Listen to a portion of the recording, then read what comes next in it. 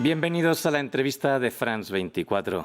A lo largo de la historia ha habido múltiples personajes que han querido dotarle de un orden a la naturaleza, una tarea utópica. La profesora y escritora argentina María Negroni se detiene en 49 figuras que van desde naturalistas hasta un zar ruso. Es su último libro, La idea natural, de la editorial Acantilado, y ella es nuestra invitada de la entrevista de France 24. Muchas gracias, María Negroni, por acompañarnos. Gracias a ustedes por la invitación. Tras escribir el libro, quería empezar con esta pregunta. ¿Se puede nombrar la naturaleza?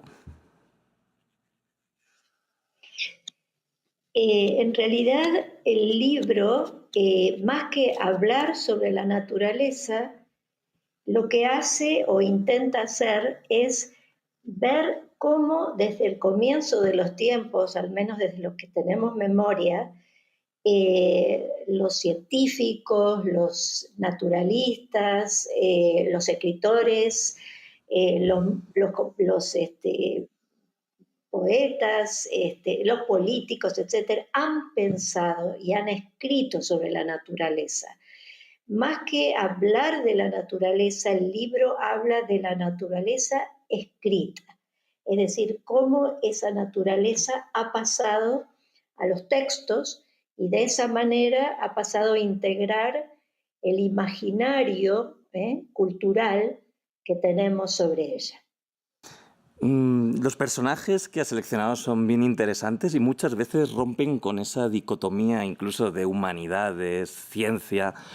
Como escribe usted sobre Sí. María Sibilla Merian, son principalmente aquellos que se fijan en lo que los demás descartan. Claro, el caso de María Sibila Merian es interesantísimo porque ella es una figura que está de alguna manera entre la ciencia y el arte, como la mayoría de los personajes que toco en el libro, ¿no? Hay muchos científicos, obviamente, pero también hay muchos, digamos, que están en una posición descolocada. Para los artistas ella era demasiado científica porque ilustraba la oruga, por ejemplo, o las plantas en las Guyanas americanas, y para los científicos era demasiado artista porque no tenía supuestamente la precisión científica.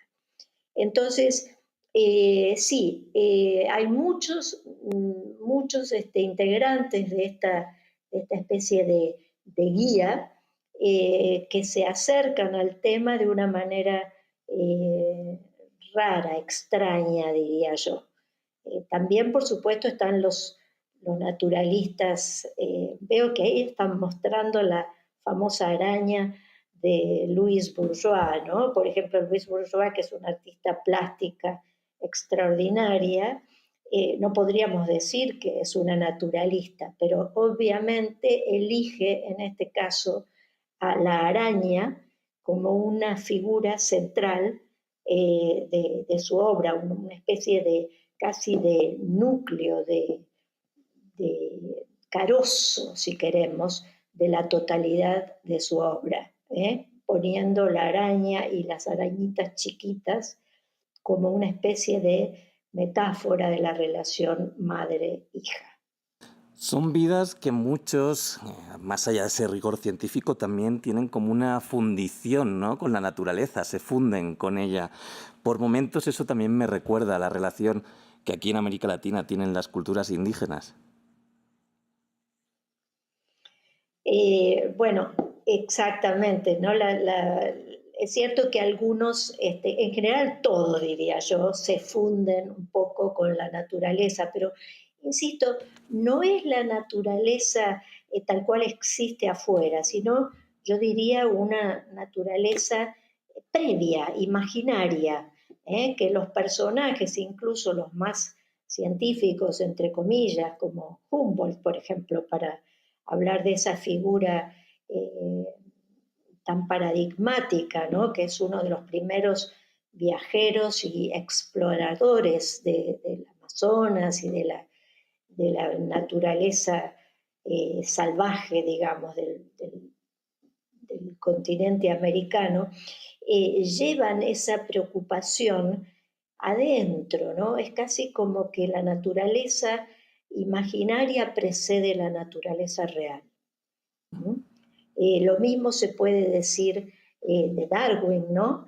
Yo menciono ahí en el libro que de jovencito, en una especie de escena fundante, él está cabalgando en Inglaterra y su reflexión es, creo que se la manda en una carta, lo escribe en una carta, él se pregunta por qué los jóvenes ingleses no se han dedicado a la ornitología, ¿no? Es decir, que antes de sus viajes, antes del Beagle, antes de toda su contribución y desarrollo científico, él tiene una conexión, yo diría, dije imaginaria antes, pero podríamos decir emocional también, como que hay algo que resuena en su naturaleza interna. ¿No? Hablaba usted de Humboldt y también ha incluido a distintos argentinos. América Latina siempre ha sido una región especial. Claro, bueno, sí, argentinos hay varios. Todos los personajes que tomo de alguna manera responden a una especie de compulsión obsesiva, ¿no? Que los lleva a investigar, como le decían a Meguino, ¿no? El loco de los huesos. O sea, alguien que empieza en una especie de lugar inexplorado, que es donde él había nacido, en Mercedes, en la provincia de Buenos Aires, empieza explorando esa fosa que hay en la zona de Mercedes, y luego, claro, tiene toda una vida que se va desarrollando a partir de esos primeros encuentros, descubrimientos, colecciones también, porque la mayoría de estos personajes son coleccionistas.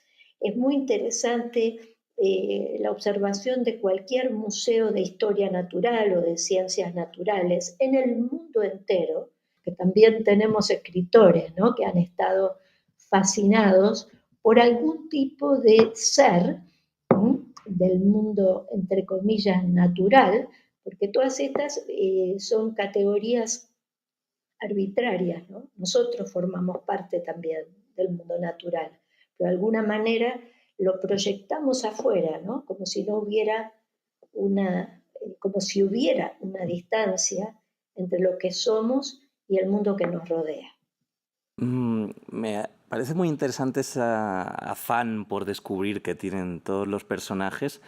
¿Cree usted que en esta sociedad de entretenimiento que tenemos hoy hay menos curiosidad que la que ha habido quizás en otras épocas? La verdad que no creo. Me parece que esa curiosidad está en la base de lo que somos, que es esa mezcla de pensamiento, emoción y dentro de un contexto efímero que es la vida humana, ¿no? Entonces, a mí me parece que hay ciertas preocupaciones básicas que persisten. Son preguntas que básicamente se refieren o giran alrededor de tres cuestiones fundamentales.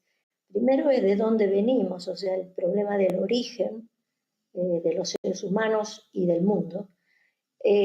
Luego la pregunta al otro extremo de por qué nos tenemos que morir, es el problema de la muerte y de lo efímero, como hablaba antes, la fugacidad de la vida, y en el medio la impermanencia de todo, es decir, el cambio permanente de todo. Entonces, estas cuestiones son básicas de la humanidad y yo creo que lo que puede sí cambiar son las formas de esa curiosidad.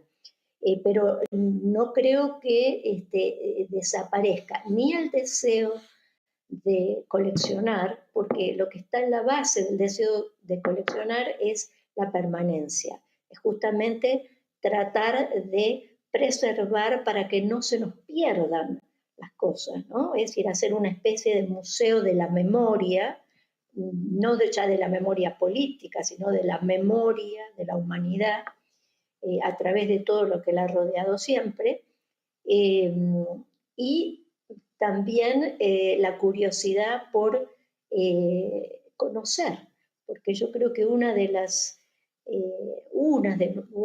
formas que tenemos de eh, manejar, digamos, todas estas incertezas y angustias propias de la condición humana es a través del conocimiento, como si el conocimiento pudiera ser un consuelo. Una última pregunta muy breve. Me gustaría saber a cuál de estos personajes, si tuvieras la oportunidad, le gustaría poder visitar. Esa es una pregunta difícil porque la verdad que cuando iba escribiendo sobre ellos me enamoraba sucesivamente de cada uno, ¿no?